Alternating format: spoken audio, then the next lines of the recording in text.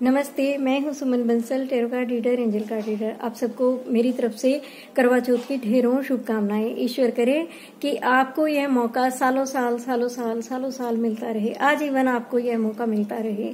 उम्मीद करती हूँ कि बहुत अच्छी शॉपिंग की होगी आप सबने, और करनी भी चाहिए।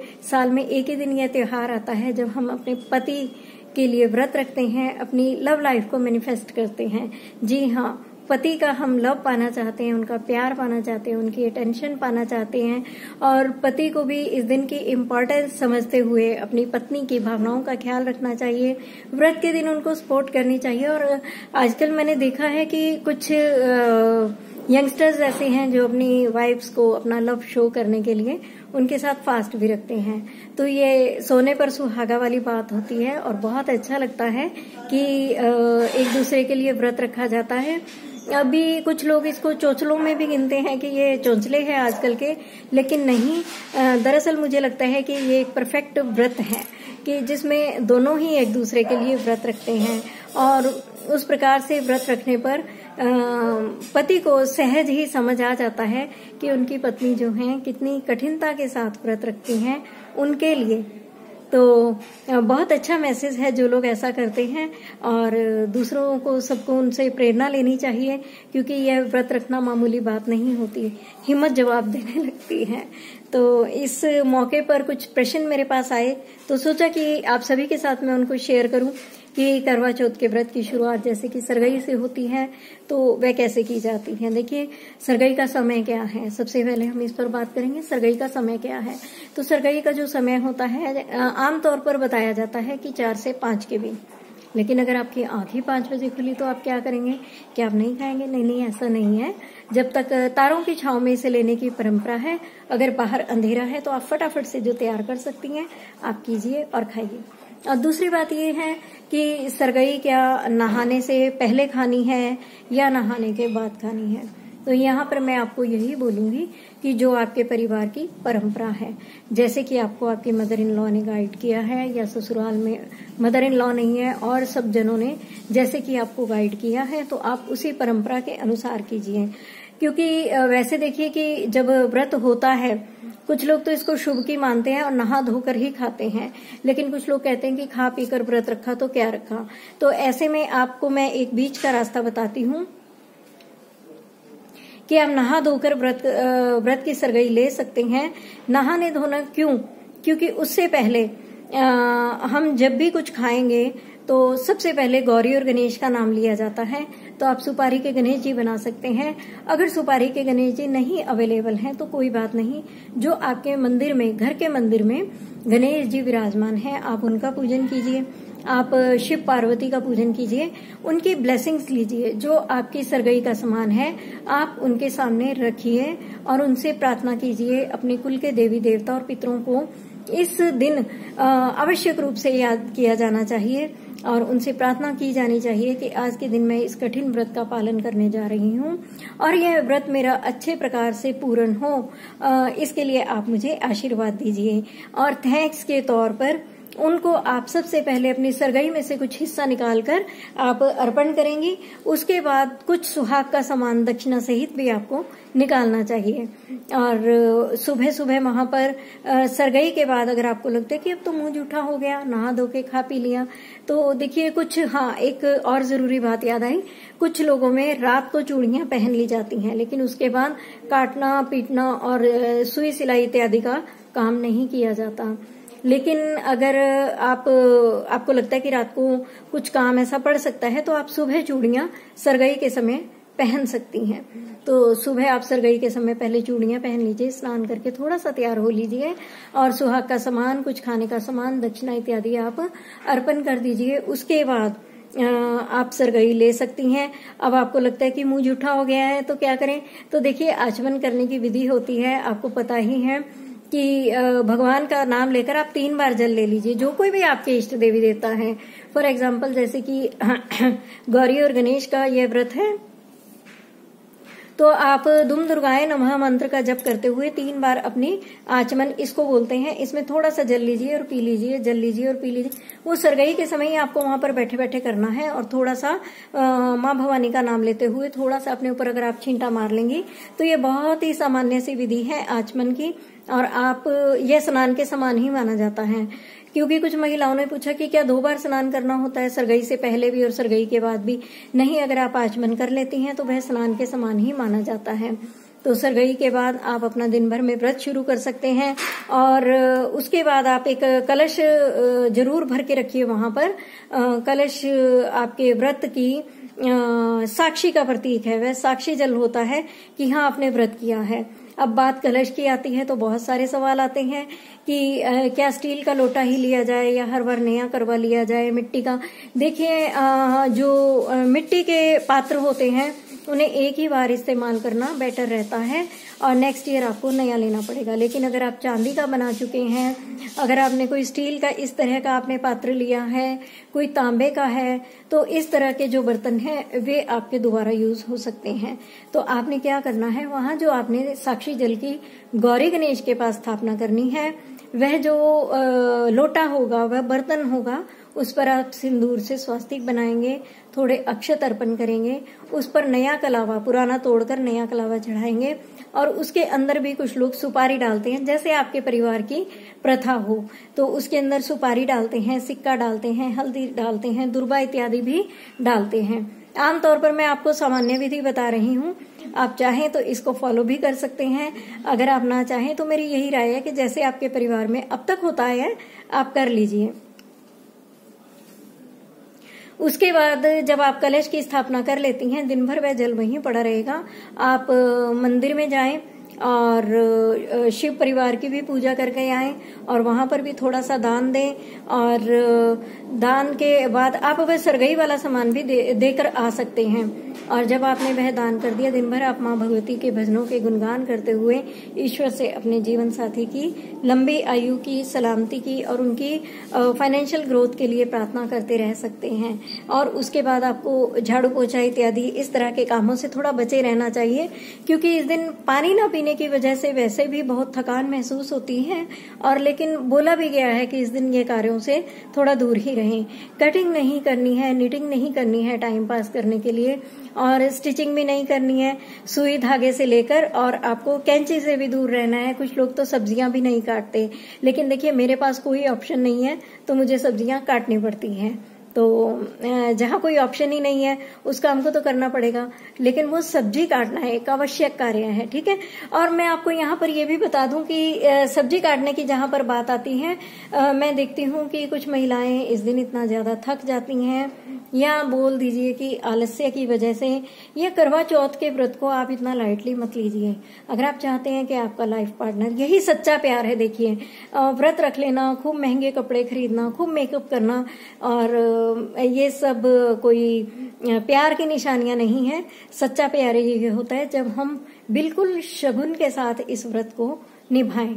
तो मैं बात कर रही थी सब्जियां काटने पर कि आजकल कुछ बच्चे ऐसे हैं जो कि बाहर जाकर व्रत को खोलते हैं, यानी घर पे अर्घ्य दे दिया और चले गए। लेकिन नहीं, ऐसा करने से बचना चाहिए। घर पर शगुन की कढ़ाई को रखना शगुन माना जाता है, तो आप घर पर कढ़ाई रखिए, और भले ही एक दिन पहले आप सब्जियां कट कर लीजिए, कुछ भी कर लीजिए। आप अपनी मेड को एक्स्ट्रा पैसे देकर सब्जियां कटवा सकते हैं, आटा गुंदवा सकते हैं अगर आपसे नहीं हो रहा, लेकिन खाना घर पर जरूर बनाइए। उसका क्या लॉजिक है, क्यों बनाए? क्योंकि देखिए कुल के देवी देवता और पितृदेवों को इस दिन संतुष्ट करना होता है, उनको हम याद करते हैं, हमें उनसे ब्लेसिंग्स चाहिए कि हमारा व्रत जो है अच्छे से निभे, आपकी हमें प्रसन्नता की प्राप्ति हो, और मेरे जीवन साथी को अच्छे से अच्छे आपकी ब्लेसिंग मिले, हर जगह उनके साथ आपका आशीर्वाद रहे, आपका सहयोग रहे। तो अब उनके निमित्त कुछ निकालना भी तो फर्ज बनता है। जब हम रेस्टोरेंट में चले जाते हैं तो पहली बात तो वहाँ प्याज लहसुन का खाना होता है, और दूसरी बात यह है कि आप खाना कैसे बनाकर निकालेंगे, आप मंदिर में कैसे देंगे? क्या आप वही गंदा खाना हर किसी के हाथ का बना हुआ देंगे? त्योहार के मौके पर, साल का इतना बड़ा त्योहार है, तो आप कोशिश कीजिए कि आप घर पर करें। तो इस दिन किस किस का निकलता है, पूरी एक थाली निकलती है। जो जो भोजन घर में बनता है वह मंदिर में जाना चाहिए ताकि व्रत को पूर्णता मिले। इस दिन दान का बहुत महत्व है, क्योंकि वैसे भी कार्तिक मास लग गया है, तो दान का बहुत बहुत बहुत महत्व है। बार बार दान कीजिए, अन्न दान कीजिए, सुहाग का समान दान कीजिए, और आप इसमें जितना अधिक दान करेंगी आपको उतनी ही लाभ की प्राप्ति होगी। तरह तरह की वस्तुएं आपके ग्रहों से भी कोरिलेट करती हैं, तो इस तरीके से अगर आप दान करती हैं तो आपको बहुत सारी ब्लेसिंग्स मिलती हैं। आपको और क्या करना है, आप इस दिन श्रृंगार पूरा करें। मैं आपको एक और खास बात बताऊं, कटिंग टेलरिंग की जहां मैं बात कर रही थी कि इसके अलावा अगर कोई घर में सो रहा है तो आप उसको नहीं जगाएं। अगर कोई रूठ गया है तो आप नहीं मनाएं। तो इसके पीछे मुझे देखिए वजह तो नहीं पता कि सोए हुए को क्यों नहीं जगाना चाहिए या रूठे हुए को क्यों नहीं मनाना चाहिए। कई बार ऐसा होता है कि जहां तक मैं समझती हूँ, जहां तक मैंने गौर किया, कि अगर आप किसी सोए हुए को जगाते हो तो कभी कभी बहस भी हो सकती है। और व्रत के दिन आप शब्दों से बचें, निंदा से बचें। इसे बिल्कुल एक कठोर तप की तरह लें अपने जीवन में। इसको इतना लाइटली मत लें कि तैयार हुए और घूमने निकल गए। नहीं, आप व्रत के नियमों का पूरा पालन कीजिए। तो झड़प हो सकती है, कठोर शब्दों का इस्तेमाल, निंदा, चुगली, गुस्सा इत्यादि, इन सब चीजों से आप दूर रहिए। और आपको किसी बिछड़े हुए किसी रूठे हुए को क्यों नहीं मनाना, तो रूठे हुए को इसलिए नहीं मनाना कि फिर वही संवाद का वाणी दोष हो जाएगा। मनसा वाचा कर्मणा, आप अपने आप को जितना अच्छा रख सकते हैं, सही रख सकते हैं, आप रखने का प्रयास कीजिए। और एक और जरूरी बात है कि आप इसमें बिछुआ जरूर पहनिए और मांग जरूर भरिए। मांग भरने पर कुछ लेडीज तो केवल आगे ही लगाती हैं, ये मेरी नेचुरल मांग है, अपने आप निकलती है। और मुझे बीच में सिंदूर हालांकि थोड़ा सा लगाने की आदत है, लेकिन देखिए मांग पूरी भरी होनी चाहिए। मैं कितना भी कोशिश कर लूं लेकिन मेरी साइड में मांग निकल जाती है। तो ये देखिए इस तरह से थोड़ी देर बाद ये फिर वैसा ही हो जाएगा। मांग आप बीच में भरिए, लेकिन उसको आपने बालों से ढकना नहीं है। बालों से ढकने पर ऐसा कहा जाता है कि जो महिला मांग भरने के बाद उसको बालों से ढक लेती है, उसके पति के जो गुण होते हैं, नाम होता है, वह समाज में छुपा रहता है। मांग एकदम स्पष्ट होनी चाहिए और दिखनी चाहिए। और मांग भरी हुई तो भले ही वो ऑरेंज कलर का सिंदूर हो, भले ही वो डार्क कॉफी कलर का हो, या रेड चटक लाल हो, बहुत सुंदर लगता है मांग भरा हुआ। औरत का चेहरा खिला खिला सा लगता है। तो इस दिन आप मांग भी भरिए। जरूरी कुछ कुछ आप नियम जो है सुहाग धारण करने के अवश्य कीजिए। और चूड़ियां जो हैं, जिस वक्त आप चूड़ियां पहनते हैं तो बहुत आहिस्ता आहिस्ता से आप पहनिए ताकि कोई चटक ना जाए, क्योंकि ये शुभ शगुन की होती हैं। उस दिन थोड़ा सा अगर चटक जाती हैं तो अच्छा नहीं लगता है। बायना, दूसरी बात है कि जब आप 4 बजे कथा करती हैं तो देखिए ऐसा कुछ नहीं है कि आप कुछ खा पी नहीं सकती हैं। अगर आपकी हेल्थ ठीक नहीं है तो आप बीच में फ्रूट जूस इत्यादि ले सकती हैं। आजकल तो बहुत सी आधुनिक सासें हैं जिन्होंने समय की नजाकत को समझा और अपने बच्चों को फ्रूट इत्यादि वो देने लगी हैं, तो आप ले सकते हैं। कथा के बाद आप ले सकते हैं, कुछ फ्रूट ले सकते हैं, जूस ले सकते हैं अगर आपकी हेल्थ अच्छी नहीं है तो। और आजकल बच्चों में वैसे भी जान नहीं है, बहुत कमजोर से बच्चे होते हैं। तो मेरा उनकी जो सासू माँ है उनसे रिक्वेस्ट है कि वो उनको कुछ ना कुछ खाने पीने को देती रहें। उसके अलावा हम जब कथा करते हैं, कथा के वक्त भी हम जो बायना वगैरह निकालते हैं, तो आपको मैं यहाँ पर एक बात बता दूं कि बायना सुहागिन स्त्री को ही जाता है। जी हाँ, बायना सुहागिन स्त्री को ही जाता है। तो आप जो कुछ भी निकालती हैं, आप किसी बड़ी बहन बड़ी बहन नहीं, आप जेठानी यानी अपने ही कुल की महिलाएं हों, आप उनको बायना दीजिए। अपनी पिछली वीडियो में भी मैंने बताया था कि इस तरीके से अगर आपके कोई है ही नहीं परिवार में, देखिए अपने ही कुल की महिला को देना उचित रहता है। बहुत सी महिलाएं अपने घर वालों को निग्लेक्ट करके जाती हैं और दूसरे कुल की महिलाओं को देती हैं, तो यह कुछ खास अच्छी बात नहीं है। और दूसरे कुल की महिलाओं को भी लेने से पहले समझना चाहिए कि ये एक बहुत जिम्मेदारी का काम होता है। ऐसा नहीं है कि गिफ्ट है यूज किया और बस, नहीं, ऐसा नहीं है। ये कहीं ना कहीं उनके कुल के देवी देवताओं और पितरों से परमिशन लेकर, उनकी ब्लेसिंग्स लेकर उनके नाम का निकाला गया होता है, उनकी प्रसन्नता के लिए निकाला गया होता है। तो आपको यहाँ पर सोचना है, आपको बायना लेने से पहले सोचना है। और उस बच्ची को आप प्रेरणा कीजिए कि बेटा जी, अगर आपकी फैमिली में ऑलरेडी कोई है तो आप उनको दीजिए। और कहीं कहीं ये भी दिक्कत आती है कि अगर सासू माँ नाराज हैं तो सासू माँ अगर विडो है, मान लो आपके ससुर नहीं है, तो आप उनको बायना दें या ना दें, क्योंकि सुहागन स्त्री को देना है उनको। आपके यहाँ पर मैं उन सासू माँ से और उन लोगों से अनुरोध करूंगी कि वे खुद से ही मना कर दें कि नहीं, अब हमारा इस पर कोई अधिकार नहीं है, क्योंकि श्रृंगार की वस्तुएं हैं, बायने पर भी श्रृंगार का सामान रखा जाता है, श्रृंगार की वस्तुएं आप क्या करेंगी। तो आप उनको बच्चों को सलाह दीजिए कि वे किसी सुहागन स्त्री को दें। अगर आपको कोई नहीं मिलता है तो आप मंदिर में जाकर किसी सुहागन ब्राह्मणी को भी दे सकती हैं। ब्राह्मणी अवेलेबल नहीं है तो कोई बात नहीं है, आप ब्राह्मण देवता को भी ये सामान जाकर दे सकती हैं, इसमें कोई दोष नहीं है। तो ये बातें मैंने आपको बायने से संबंधित बताई हैं। और उसके बाद जो हम कथा में गोबर, गाय के गोबर के गौरी और गणेश जो बनाते हैं, वह भी आपको हर साल नए बनाने चाहिए और बनाने के बाद उनको विसर्जित कर देना चाहिए। कैसे विसर्जित करेंगे, देखिए, या तो किसी जलाशय में, नहीं तो किसी भी आप वृक्ष की जड़ में रख सकते हैं। और जो आप अर्घ्य देंगी, जो सुबह आपने लोटा स्थापित किया था, चंद्रमा को अर्घ्य देने के बाद आप उस जल को, क्या है, उस जल में से जो सिक्का निकलेगा, दूर बार मिलेगी, जो सुपारी होगी और जो हल्दी की गांठ इत्यादि होगी, वे आप अपने मंदिर में भी रख सकते हैं, आप अपने लॉकर में भी रख सकते हैं। और हर साल आपको सुपारी नहीं लेनी है, हर साल आपको गांठ इत्यादि नहीं लेनी है। अगर आपको सुपारी नहीं मिल पा रही, फॉर एग्जाम्पल कि आपको नहीं पता था और अभी अभी आपको ध्यान आया है कि अरे घर में सुपारी नहीं है, उस वक्त अगर कोई पहले से पड़ी है उसको आप इमरजेंसी के लिए बता रही हूँ, अदरवाइज हर साल नहीं होनी चाहिए। तो उस सुपारी को आप गंगा जल से धोकर भी यूज कर सकते हैं, लेकिन कोशिश कीजिए कि नहीं हो। इसमें हर चीज नहीं लेने की कोशिश कीजिए, पुरानी चीजों की पुनरावृत्ति ना ही करे तो ठीक है।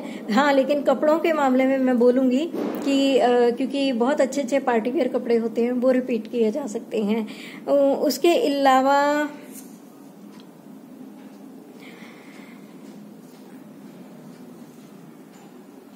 हर चीज आप नई इस्तेमाल कीजिए। रात को आप मंदिर में थाली देकर आइए, भोजन की दक्षिणा सहित थाली देकर आइए।